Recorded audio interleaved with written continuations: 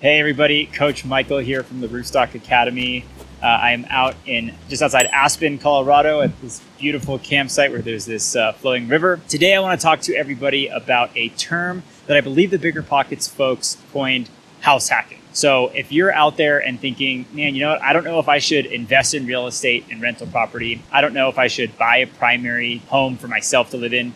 Well, there's good news. You don't have to decide between the two. And house hacking, when you break it down to its simplest form, is all about buying something for yourself to live in that's bigger than you need, and so you can rent out that extra space. Whether that's extra bedrooms in a single family home or extra units in a multi-family property, duplex, triplex, or quad, you live in one of the units or rooms and rent out the others. Now, the reason this is so powerful is because what you're gonna get is what's called owner-occupant financing. So when you go to get a mortgage on a piece of property, they're gonna ask you, do you plan on living in it, or are you gonna rent it out as an investment? And if you're gonna rent it out as an investment, you're likely gonna be paying a higher interest rate than if you bought the exact same property, but were living in it yourself, otherwise known as an owner-occupant.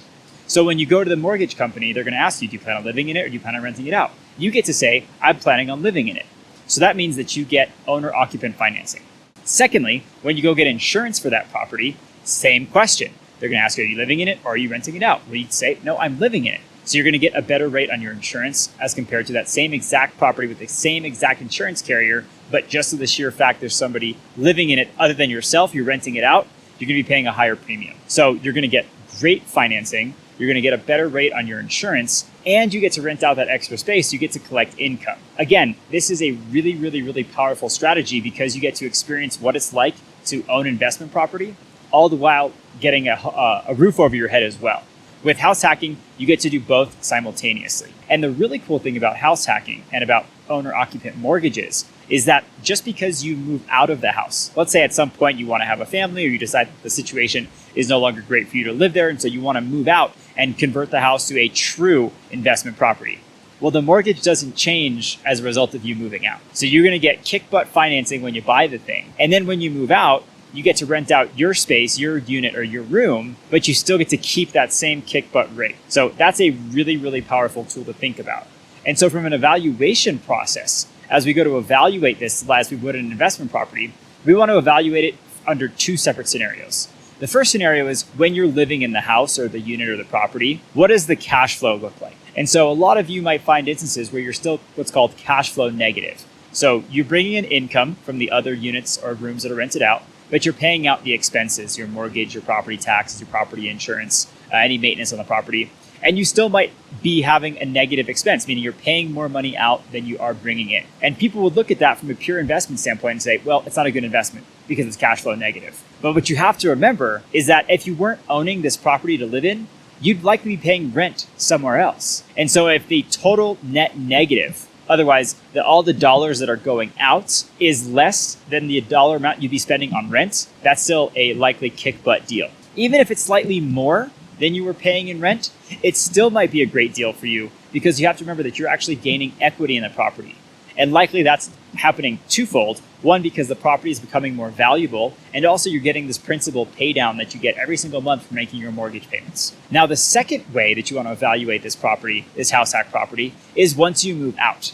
And so most mortgages, and I encourage everyone to read their mortgage clauses and mortgage statements and mortgage paperwork very closely, but most mortgages are going to require you to live in the property for at least 12 months, and then you can do whatever you please. So let's assume now you've lived in the property for 12 months. We want to evaluate it, even before we bought the property, what that picture looks like from a financial standpoint.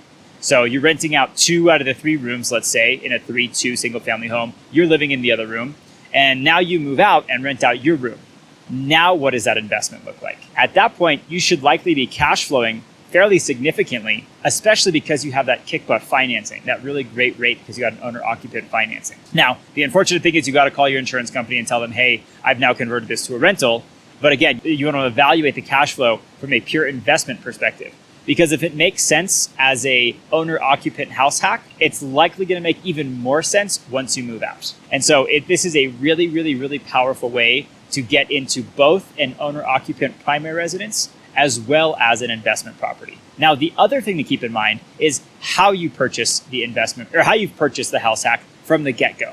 And so there are numerous ways to purchase primary residences. There's programs called FHA, they often have lower down payment requirements. And so if saving up 20% for your first investment property seems like it's totally out of reach, this might be a really great way for you to get involved in investment real estate and get yourself a place to live in an owner-occupant residence. This was a really high-level overview and explanation of what a house hack is and how you might be able to use it. There are tons and tons of articles out there and other YouTube videos as well. I highly encourage you to post any questions or comments, things you'd like to learn more about the house hack directly below this video. Feel free to like and subscribe so we can keep bringing you content like this. And as always, thanks so much for watching and happy investing.